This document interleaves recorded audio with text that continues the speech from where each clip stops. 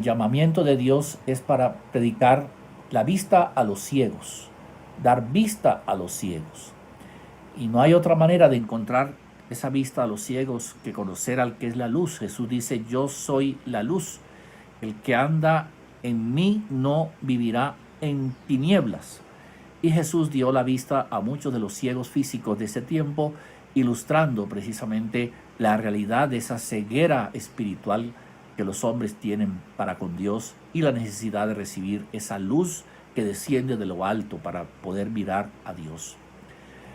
Si usted no conoce al Señor, la manera de recibir la luz de Dios y recibir la vista a su ceguera es recibir a Dios en su corazón, permitirle a Cristo ser parte de su vida y que Él ilumine adentro de usted, ilumine sus propias tinieblas.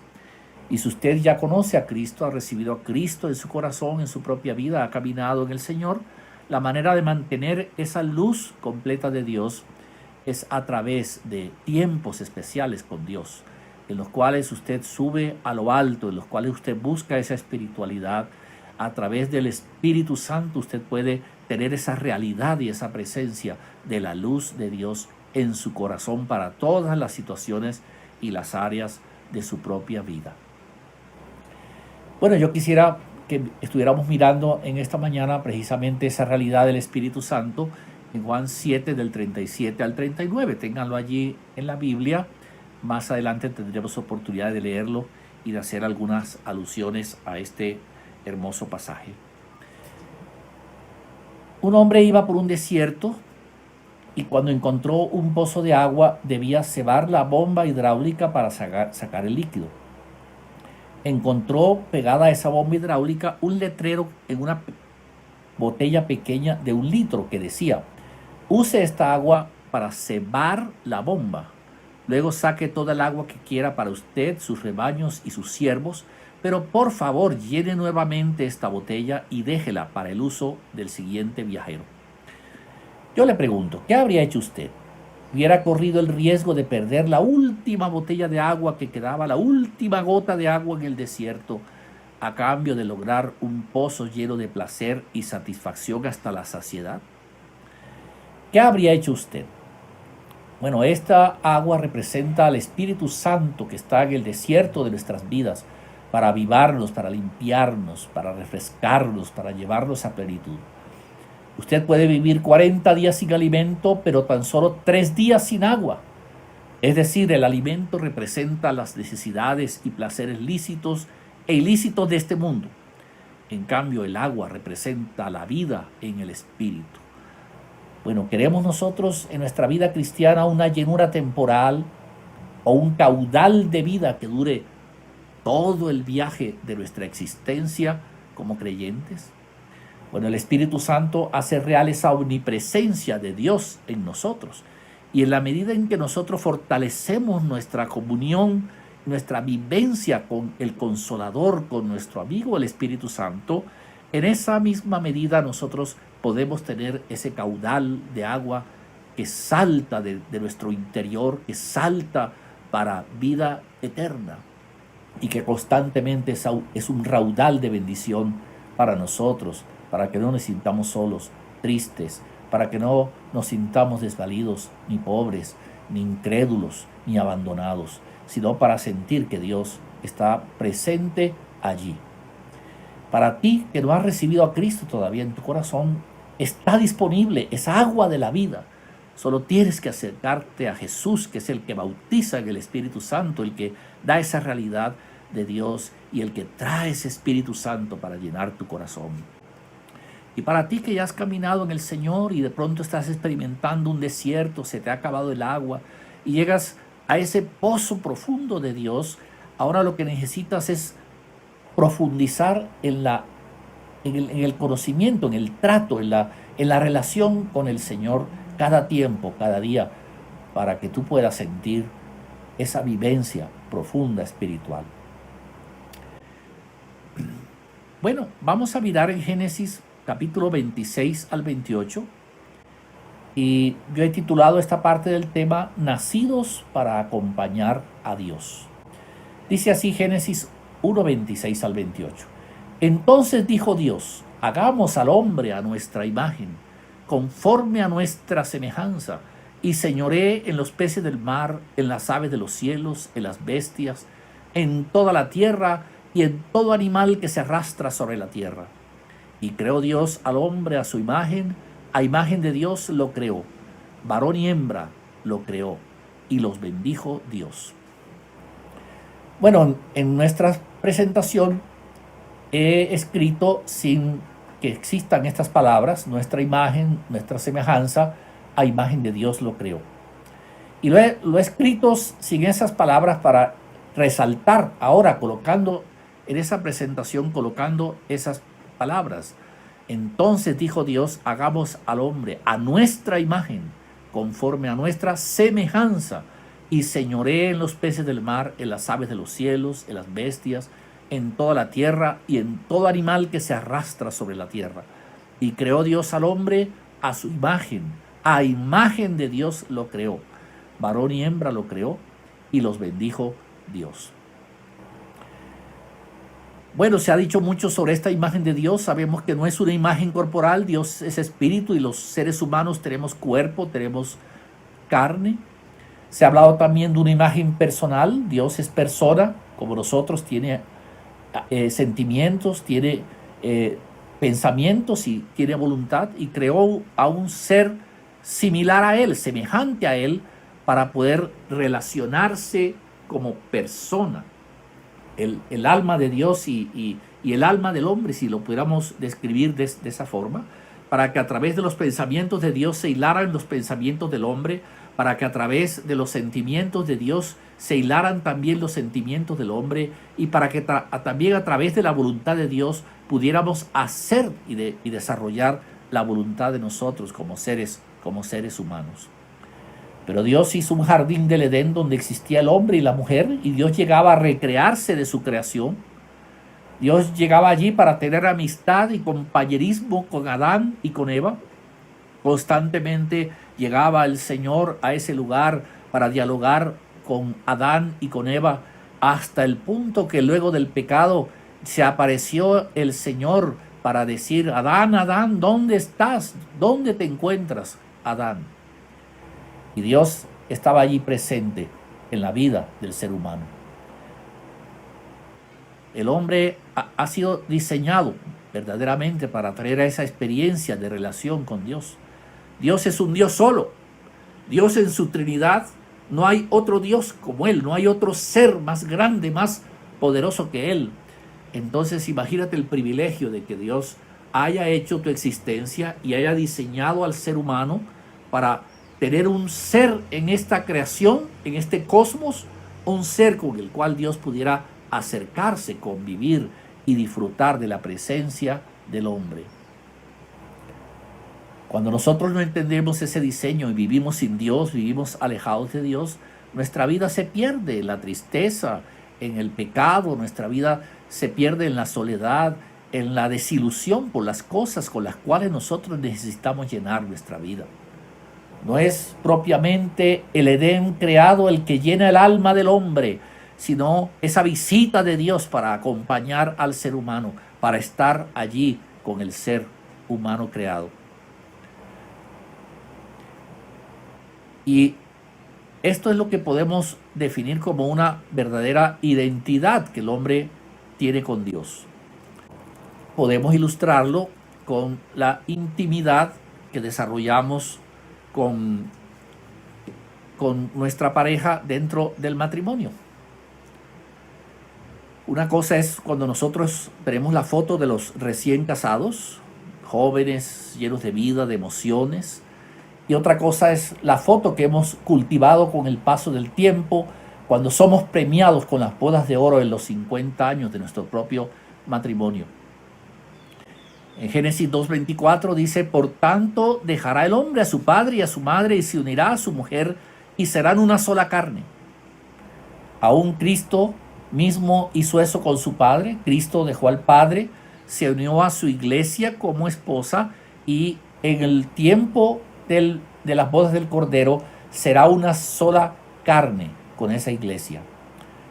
Adán en ese sentido es un tipo de Cristo. así como de su costilla brotó la esposa, también del costado herido y sangrante de Cristo nace la iglesia, en la cual estamos involucrados todos nosotros. Y el paso del tiempo es cultivar esa intimidad, esa relación profunda, esa experiencia de vivencia profunda, de conocimiento profundo, para nosotros poder tener un matrimonio de éxito y de felicidad en la vida. Pero así como miramos el comienzo de la Biblia, al mirar el final de la Biblia en Apocalipsis 2 del 1 al 5, Cristo le reclama a su iglesia la pérdida de ese primer amor. Dice: he conocido tus obras, tu arduo trabajo, tu paciencia, el que has visto a los malos y no los soportas, pero tengo contra ti una sola cosa, grandes virtudes en esa iglesia. Pero Cristo tenía una pequeña cosa, y es que esa esposa, esa iglesia, había perdido el primer amor. Y el amor precisamente de los años 50 debe ser cultivado desde el amor que se siente desde el día 1 de nuestro propio matrimonio. Hay que cultivar, hay que enriquecer a través de la experiencia y la relación constante y múltiple con Dios, con nuestra esposa. En el milenio dice la palabra de Dios que la iglesia se viste de lino fino, blanco y resplandeciente, que son las acciones de los santos. Y al mostrar la esposa, dice el Espíritu Santo: ven aquí y te mostraré la esposa. Lo que hace es que muestra la ciudad santa de Jerusalén, porque esa ciudad donde vivirá esa esposa con el esposo, esa ciudad representa, ¿verdad?, el carácter y la manera de ser de esa esposa santa y maravillosa. Y entre Génesis y Apocalipsis encontramos el libro del Cantar de los Cantares. Entre Génesis y Apocalipsis, en el centro, encontramos el libro del Cantar de los Cantares, que es un elogio a esa intimidad completa del esposo con la esposa. Bueno, la Biblia compara esto en la relación de Cristo y nosotros, hasta el punto que hay una gran cantidad de alusiones al amor de Dios por la iglesia y viceversa. En Oseas dice: he aquí yo la traeré y la llevaré al desierto, y allí hablaré a su corazón. Y en el Salmo 42, el salmista, en este caso la iglesia, responde y dice: como el ciervo brama por las corrientes de las aguas, así clama por ti, oh Dios, el alma mía, mi alma tiene sed de ti, del Dios vivo. Pero ¿por qué es tan importante cultivar esta intimidad con Dios? Hay una intimidad de tipo emocional, que es la que alimenta la intimidad física o la intimidad sexual dentro del matrimonio. Y esta intimidad sexual, los momentos de intimidad sexual o intimidad profunda física, enaltecen y enriquecen esa intimidad emocional que hay que cultivar entre esposos. Por eso logramos llegar a los 50 años de casados, por cultivar esa intimidad emocional. Sin esa intimidad emocional, la intimidad física es solo carne, ¿verdad? Es solo materia. Esa intimidad emocional se mantiene, es como una línea, hay que cultivarla constantemente, ¿no? Hay que cultivar las emociones, hay que cultivar los pensamientos, hay que cultivar la voluntad entre los esposos, y puntualmente, según el acuerdo mutuo, 1, 2 o 3 o más veces cada día, o cada semana, o cada mes, etcétera. Según el acuerdo mutuo, tenemos entonces esa intimidad profunda, esa intimidad física. Y esa intimidad, esos instantes, son los que alimentan nuestra intimidad emocional. Sin intimidad emocional serían solo feromonas y nada más, como vaquitas o como perritos.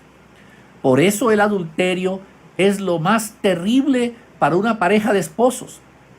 Es como en el plano espiritual, lo más terrible con Dios es adorar a otros dioses, como el dinero, como el éxito, y vender nuestros compromisos y pactos hechos con nuestro Dios.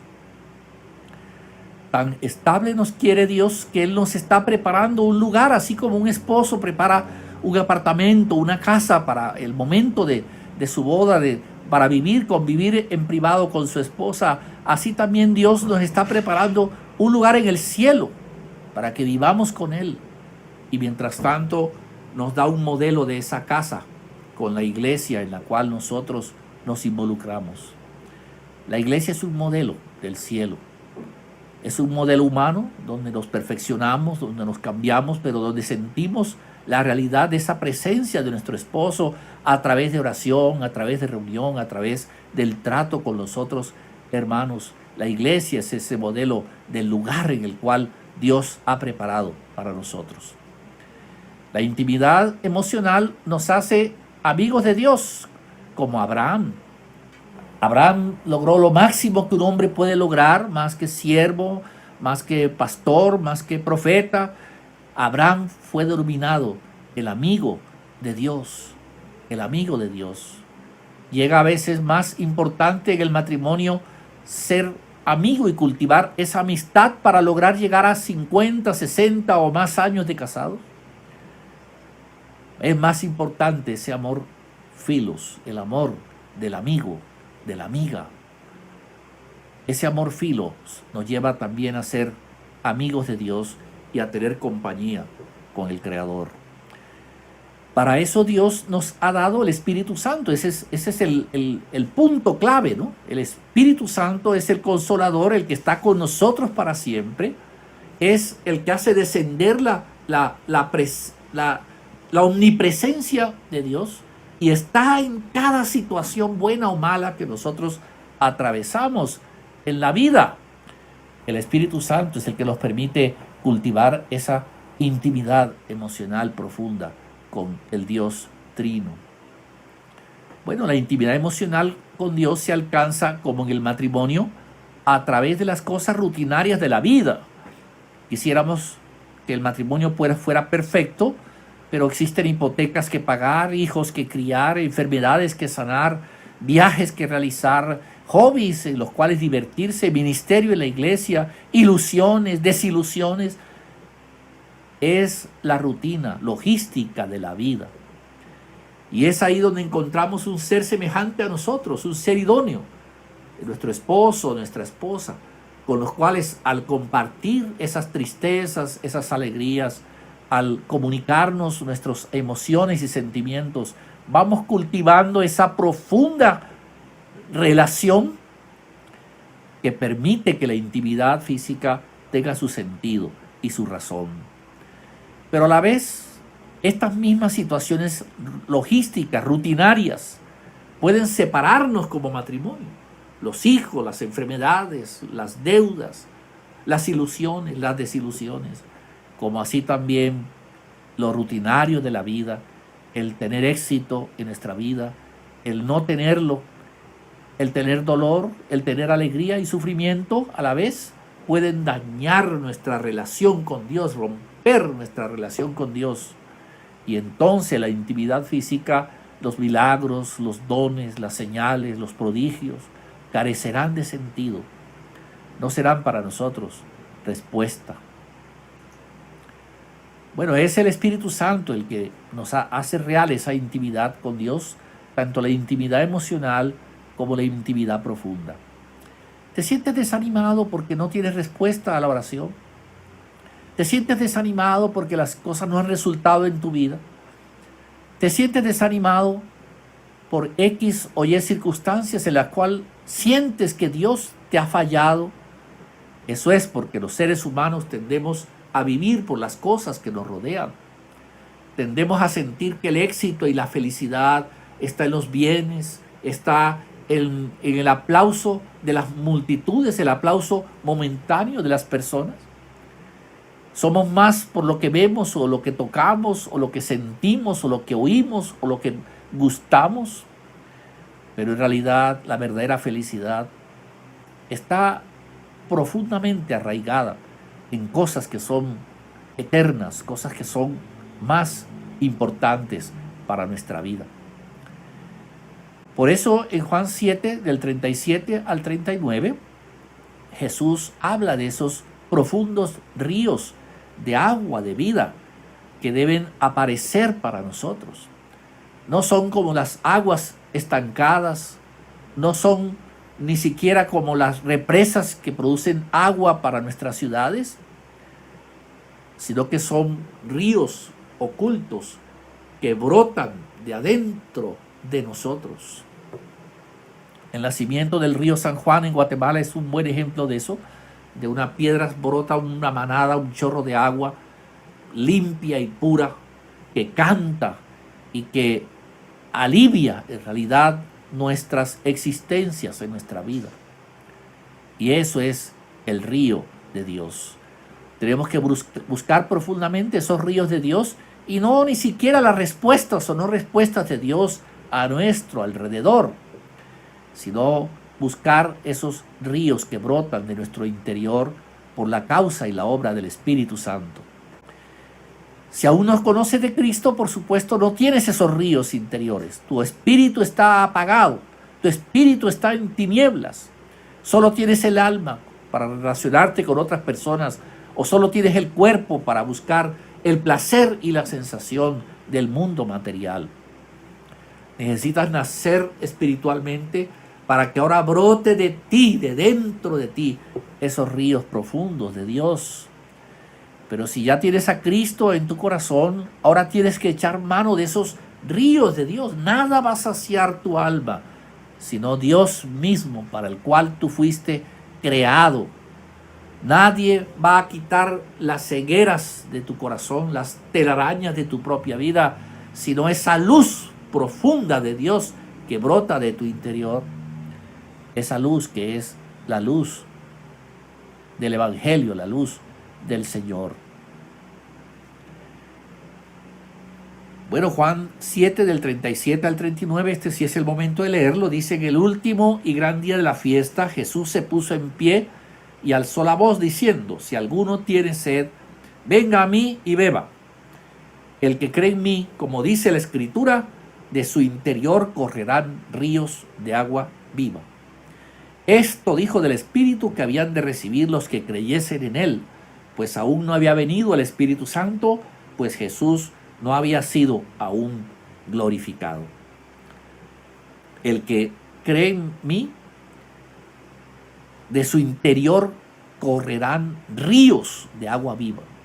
Primero es creer en el Señor, creer y confesar que el Señor es tu Dios, que el Señor ha muerto por tus pecados, que te arrepientes de tus acciones equivocadas en la vida.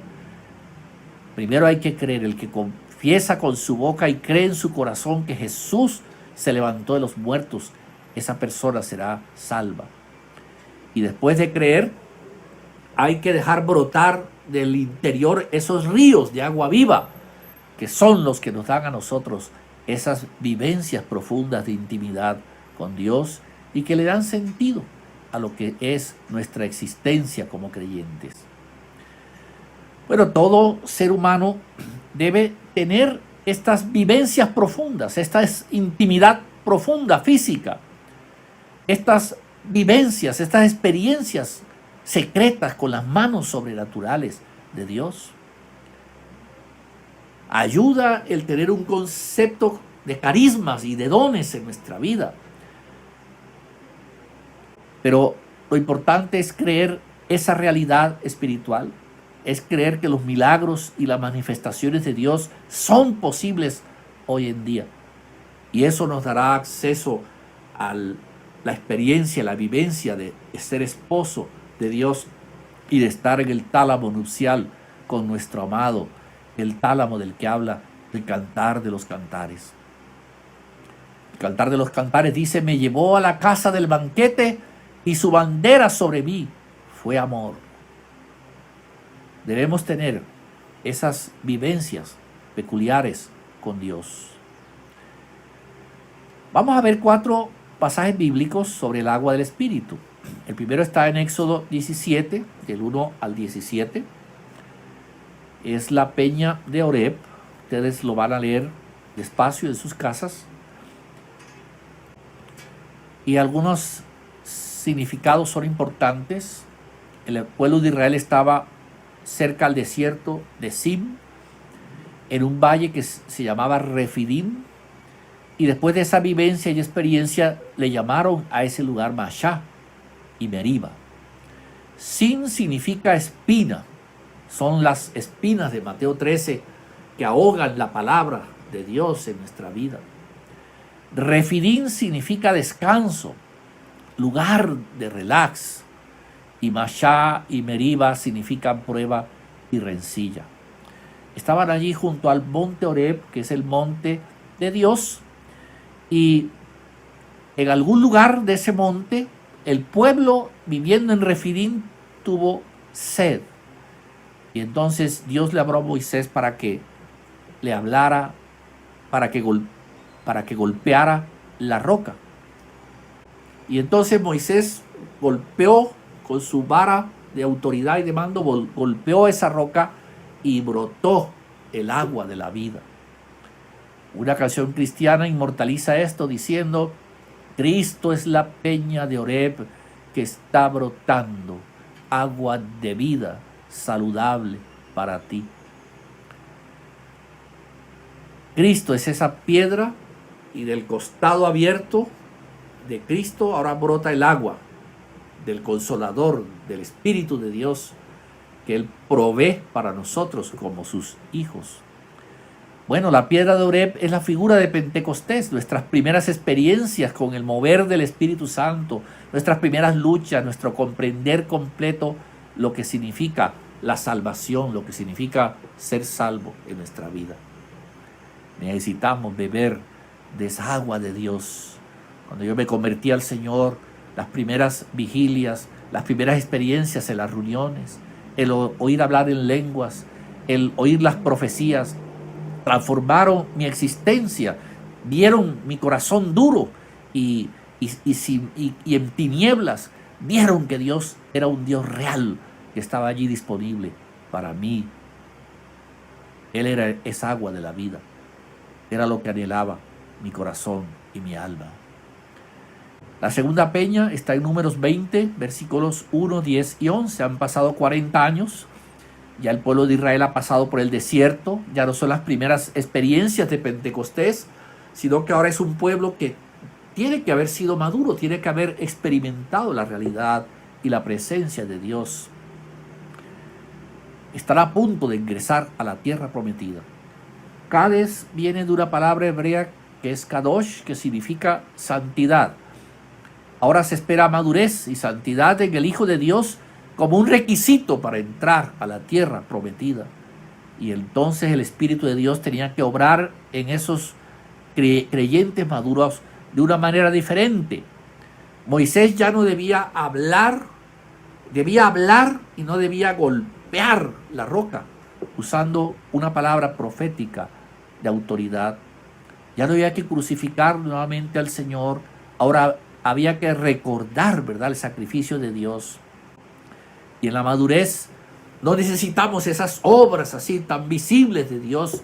Lo que necesitamos es el toque fino de las campanas de Dios en nuestros oídos, el silbo suave y apacible de Elías, el murmullo suave en el oído de la amada. Las aguas en Cades representan nuestras experiencias de fe madura, nuestras convicciones, que aunque nosotros no veamos o sintamos que Dios está ahí, creemos y vivimos por lo que Él nos habla en lo secreto, en lo oculto, allí en lo profundo del corazón. Las segundas aguas son las aguas de Beer, números 21, 16 al 18, y Beer significa pozo profundo. Los nobles con sus báculos fueron cavando sus varas de autoridad y cavaban en el desierto mientras todos alababan y cantaban a Dios. Pero para cavar un pozo se necesita la herramienta, la pala, el azadón, herramientas de hierro, cavar muy profundo. Con sus báculos eran apenas unos cuantos centímetros, y a pesar de eso, en medio de la alabanza y la adoración, el agua brotó, estaba casi a flor de terreno, casi en la superficie. Mientras ellos caminaban por ese desierto, en un cierto momento de aridez, ¿verdad? Cavaron con sus báculos y brotó el agua profunda. Primera de Corintios 10:4 se refiere a este pasaje diciendo la piedra que lo seguía, y lo que significa es que la plenitud de Dios nos sigue aún en nuestros desiertos. Es decir, Dios nos guía en el desierto, pero Él va con nosotros. La piedra angular que es el Señor, ¿verdad? Va debajo de nosotros, y en ese momento nosotros podemos cavar y encontrar esa agua profunda. Ver significa entonces beber del agua a través de nuestras raíces profundas, en donde queremos cada día más y más de Dios. ¿Deseas tú esa agua profunda? ¿O estás simplemente contento con la botellita de agua del principio? ¿Deseas esa agua profunda de Dios? Bueno, búscala. Ella está allí y aflorará para tu vida. Y un pasaje del Nuevo Testamento, Hebreos 10, 19 al 22. Este pasaje se refiere a una experiencia del Antiguo Testamento. Era el altar, era un altar y se encontraba una gran copa allí, una especie de copa. Eso era una fuente, perdón, no era un altar, era una fuente, y de ahí brotaba agua, y llegaban los israelitas y debían lavar sus manos, debían lavar sus rostros y debían lavar sus pies. Los que llegaban a adorar en la casa de Dios, en el templo de Dios, aquellos que conocen la iglesia, que están involucrados dentro de la obra de Dios, debían lavar la contaminación del mundo y del pecado. En esas fuentes había sido hecha de los espejos de las mujeres de Israel. Entonces podían las personas llegar y ver su rostro, como lo veía Dios, ver sus propios pecados, para limpiar su cuerpo y adorar al Señor. Bueno, esta fuente de agua representa ahora esa presencia continua de Dios, el lugar santísimo. Él mora allí con nosotros siempre. Esa es la fuente que hay que encontrar, la fuente de ese lugar santo, de ese lugar santísimo. ¿Qué es entonces lo que queremos de nuestra vida espiritual? ¿Una satisfacción momentánea o un fluir continuo de Dios en nuestra vida? ¿Dónde nos encontramos? ¿Estamos en la piedra de Oreb, luchando por asegurar nuestra salvación? ¿O nos encontramos en Cades maduros, llenos de una experiencia de santidad? ¿O nos encontramos allí en las fuentes del adorador, para adorar y bendecir el nombre de Dios? Prueba con la luz de Dios y nunca más estarás ciego.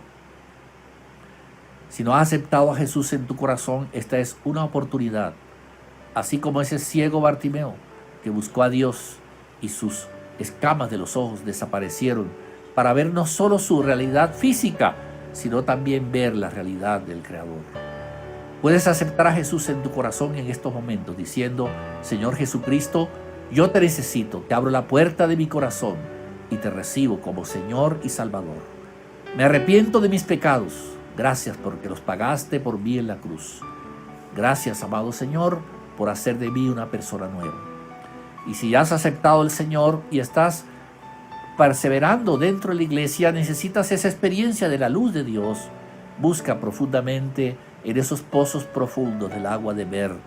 Busca profundamente en esas fuentes del adorador para que la luz de Dios ilumine tu camino y tus decisiones en esta vida.